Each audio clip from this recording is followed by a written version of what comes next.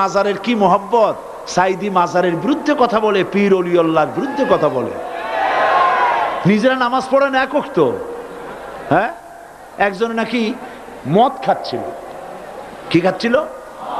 মদ পান করতে গিয়া মোষ ছিল খুব লম্বা। আছে তো মানুষের মোষ নানান কায়দা, দেখছেন না?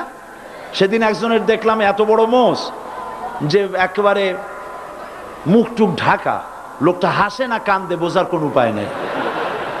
এরকম মশালা এক লোক বাম হাত দিয়া মোষগুলা উঁচা করিয়া তারপরে মদ পান করতেছে।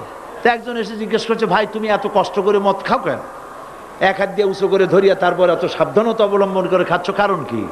কয় যে ওলামায়ে কেরামদের মুখে শুনেছি কোনো কিছু পান করতে গেলে যদি মোষ ভেজে তাহলে নাকি মাকরু হয়। খাইতেছে কিন্তু হারাম, খাইতেছে কি হারাম, মাকরু থেকে বাঁচার চেষ্টা করতেছে। বেটাদের নামাজ নাই, রোজা নাই, মদ জেনা জুয়া নিয়া সারাদিন ডুবে থাকে। সাইদি মাজারের বিরুদ্ধে কথা বলেছে, মাজারের কত মোহব্বত। আমি আল্লাহর ওলিদের মাজারের বিরুদ্ধে কথা বলি না, থামুন।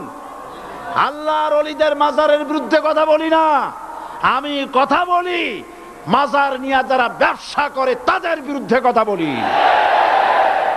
সুতরাং হাবিজাবি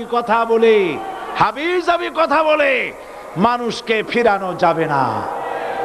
এই তৃতীয় শ্রেণী, তারা ধর্মের নামে মানুষকে আল্লাহর রাস্তা থেকে ফিরাবার চেষ্টা করে, আজে বাজে কথা বলে, যা কোরআনে নাই হাদিসে নাই, এই ধরনের কথা বলে আর এ দিয়ে ব্যবসা করে। আছেন এরকম ব্যবসা?